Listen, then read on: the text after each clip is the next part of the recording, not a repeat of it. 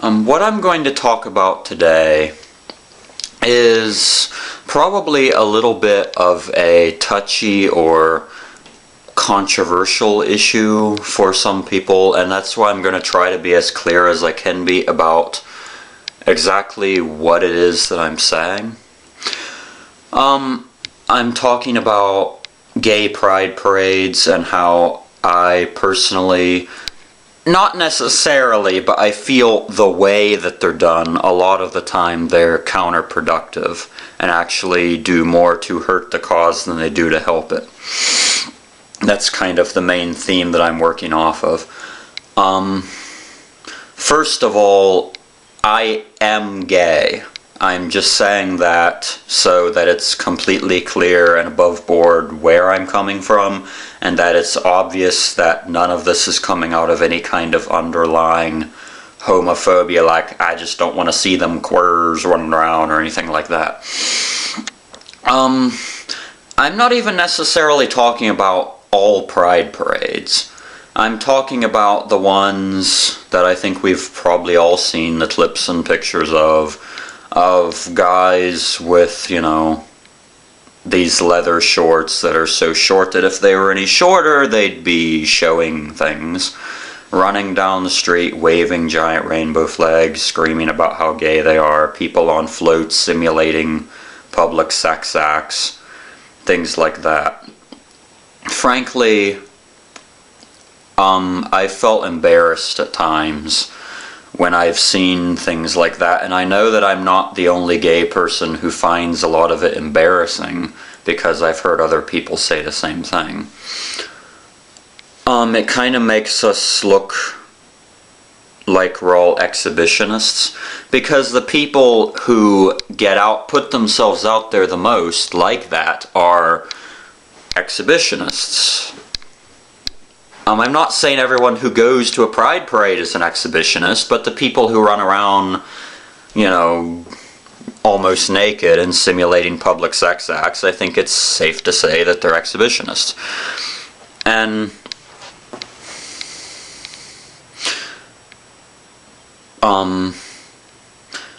it's the people who go the farthest and put themselves out there the most who get the publicity. That's true of the gay rights movement, the black civil rights movement, the feminist movement, the environmental movement. It's the people who are the most kind of out there who get the most attention, and a lot of the times aren't the best representatives of the movement. Because I think that it kind of does a little bit of the same thing that the homophobes do. It makes your sexual orientation into a bigger issue than it should be. What we should be doing, instead of running down the street screaming how gay we are, we should be downplaying the significance of your sexual orientation. And I want to be completely clear what I mean by that. By downplaying the significance, I am not saying we should go in the closet and shut up. I do not think that gay people should have to hide being gay any more than straight people should have to hide being straight. I don't pretend to be straight. I don't run down the street screaming that I'm gay, but I don't claim to be straight. Anybody who is friends with me on Facebook knows that I'm gay because I say so on my profile. Anyone who hangs out with me knows that I'm gay. I don't lie about it. I don't claim to be straight. I actually, just on a personal note, found it sort of sad in certain situations when I was with my ex-boyfriend and when he's with his current boyfriend now, and he would have to be in certain situations where he would introduce, this is my friend Jesse, or this is my friend Dustin. I actually think that's sort of sad, because why should he have to say, this is my friend Dustin? Why should he have to lie and say his boyfriend is his friend? And there's an entire double standard that exists about that, because if we if we say, this is my boyfriend, then some people would say, you're shoving it in our face, you're flaunting it. Well, if you introduce your wife as your wife, are you flaunting the fact, are you shoving it in everybody's face that she's your wife? No, you're just stating the fact that she's your wife. So I don't see why just calling our significant others what they are, just stating a fact, is flaunting it or throwing it in people's faces. So that's my little spiel about that out of the way, so it's clear I do not think that we should be in the closet, and I certainly don't think that accomplishes anything. Making people falsely believe that there's not any gay people is not the way to get them to accept gay people. But my issue with people almost naked and simulating sex acts in public and running around in their little tiny leather shorts is because there's people out there in these little small conservative towns who don't know any gay people, or at least don't know anybody that they know is gay, because it's one of those little towns where nobody's open about it.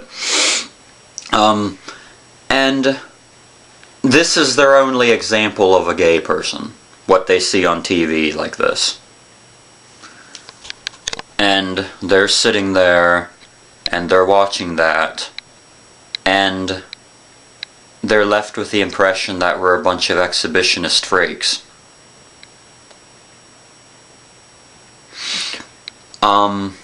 Most people aren't like that. Most people just live their lives the same as anybody else does.